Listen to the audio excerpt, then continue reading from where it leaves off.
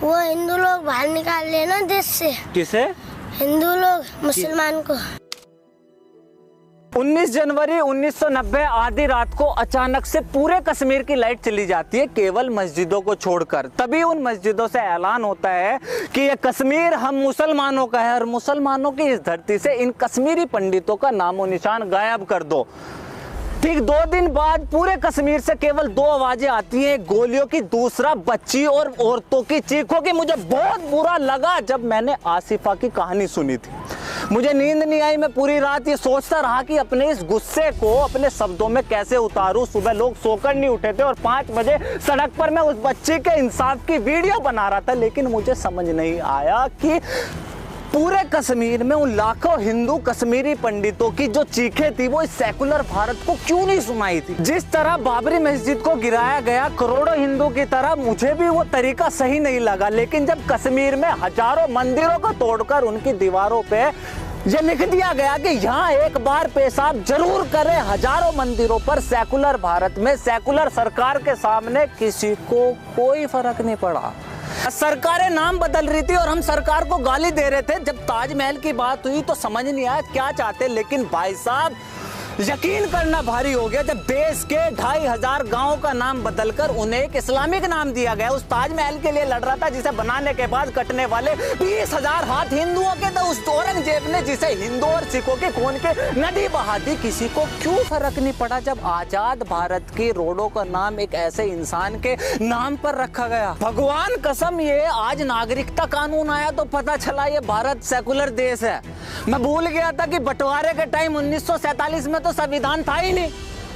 ये हिंदू ही भाई थे जिन्होंने कहा था कि मुसलमान भी हमारे भाई है, जो इस देश में रहना चाहता है वो रह सकता है। आज उसी हिंदू से ये पूछा जा रहा है, भाई साहब ये हिंदुस्तान का तेरे बाप का है? पहले बाबर, फिर हुमायूं, फिर अकबर, जहांगीर, शाहजहां, औरंगजेब, उसके बाद अंग्रेज, उसके बाद बंटवारा, उसके बाद इन राजनीतिक पार्टियों की 70 साल की नीतियों ने इस देश के हिंदुओं के चुत्तड़ मारने के अलावा और कुछ नहीं करा। और अब मुझे कोई ये समझाएगा कि इस CAA और NRC में किसी भी हिंदू का क्या लेना देना है? सबसे पहले तो ये नागरिकता कानून है क्या? मुसलमानों को छोड़कर बंटवारे के समय पाकिस्तान, अफगानिस्तान और बाद में बांग्लादेश में भारत का जो भी नागरिक रह गया था, बाद में प्रताड़ित हुए, जान बचाकर भारत वापस आ गए। आज 70 साल बाद उसे भारत की नागरिकता दी जा रही है। चूंकि इन 3 देशों में भारत के मुसलमान नहीं रहते, इसलिए इस कानून से मुसलमानों को बाहर रखा गया है। लेकिन सवाल यह है कि सरकार CAA कानून ला क्यों रही है? वेस्ट की दुनिया मुसलमानों को एक रेडिकल इस्लाम और आतंकवाद की नजर से देखती है, लेकिन केवल एक भारत का ही मुसलमान ऐसा है जिसे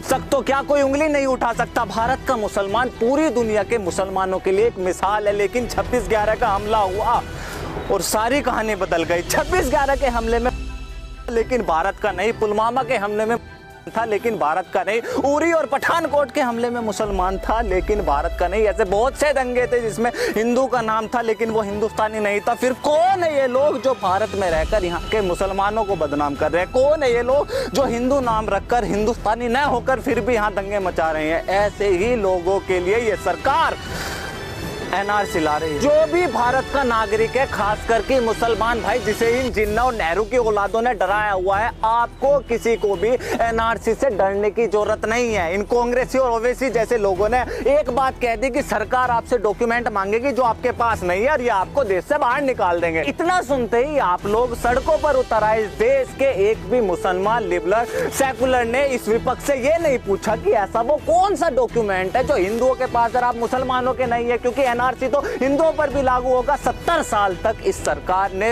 गरीबी हटाओ देश बचाओ का नारा दिया। 70 साल तक अपने आप को एक मुसलमानों की सरकार बताई और आज 70 साल बाद यही सरकार मुसलमानों कह रही है कि आप पे एक ऐसा दस्तावेज नहीं है जो आप अपनी नागरिकता साबित कर दो। ऐसे पाखंडी घुसपैठी सरकारों पर आप सड़क पर आ रहे हैं। मुझे पता है ये गुस्सा बहुत सारी चीजों का है। गरीब को घर घर में बिजली, चूल्हे की जगह सिलेंडर, सभी को बैंक खाते, गांव में सुविधा, व्यापारियों को GST, किसानों को सब्सिडी और देश को सही मायने में कश्मीर। मुझे पता है गुस्सा किन चीजों का है। सबसे पहले तो CAA इस देश के किसी भी मुसलमान की नागरिकता नहीं छीनता। दूसरा, हर देश का अपने एक रजिस्टर होता है जिसमें उस देश के नागरिकों के नाम होते हैं। उस रजिस्टर को देश का NRC रजिस्टर बोलते हैं। NRC केवल मुसलमानों के लिए नहीं बल्कि देश के हर एक नागरिक के लिए। तीसरा, अभी अभी सरकार ने इस देश में एनआरसी लागू नहीं किया, कौन से दस्तावेज लिए जाएंगे, कितने साल पुराने होंगे, लाइन लगेगी या नहीं लगेगी, कितना खर्च आएगा, अभी तो सरकार ने इन सब चीजों का जिक्र ही नहीं करा। जो चीज अभी आई नहीं, लागू नहीं हुई, दिशा निर्देश नहीं मिले, उस चीज के लिए पिछले 10 दिन से इस पूरे देश में